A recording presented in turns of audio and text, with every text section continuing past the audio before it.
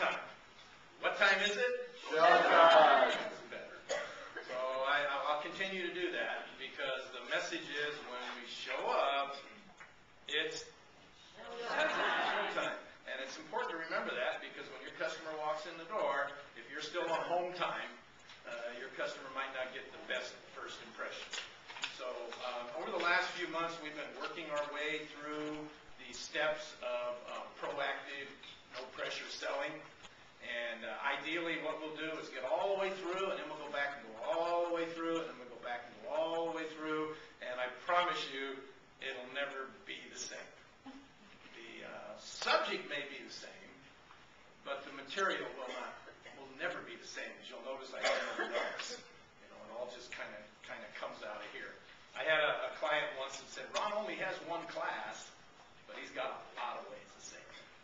And I have found that sometimes we need to hear something more than once in order for it to seek in. Has anybody ever seen a movie more than once and saw something you didn't see the first time? No? So that's what it's all about. It's about repetition, and it's about learning to use and follow the system. Good morning. Systems will work when you use them. What systems do is override our feelings and judgments when determining our behavior. And when somebody comes into your store, there are three primary things that are going to create a first impression. And those things are going to set that customer up to begin to decide whether or not he or she will even consider buying anything from you. And those three things are how you look,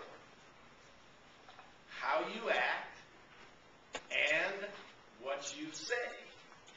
Those are the three things that your customer is going to use to form a snap decision as to whether or not you are credible, whether or not you are okay, whether or not you are someone that he or she wants to do business with. It's kind of sad, but it's true that people do judge people. And they can judge you easier than they can judge that product that you're selling. You might be selling some jewelry, and I don't really know whether it's real gold or not. But in a quick snapshot, I can make a decision whether you're real or not. So if I can decide you're real, then the gold's probably real.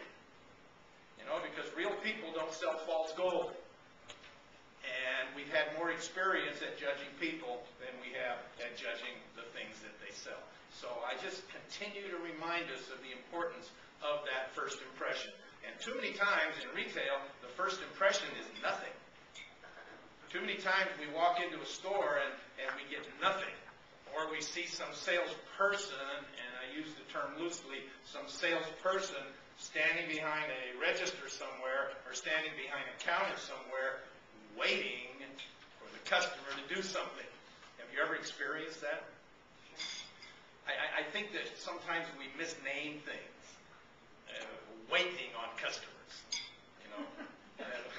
We don't want to wait on customers. We need to be the one to lead the parade. We need to be the one to set the direction and guide the customer to the place that is best for him or her. And what that is a little place out here that I envision, this little town. Who knows that little town? Can you say it out loud?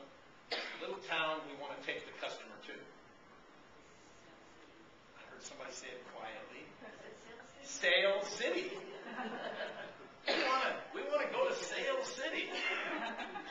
Sale City is a really cool place because in Sale City, everybody's happy.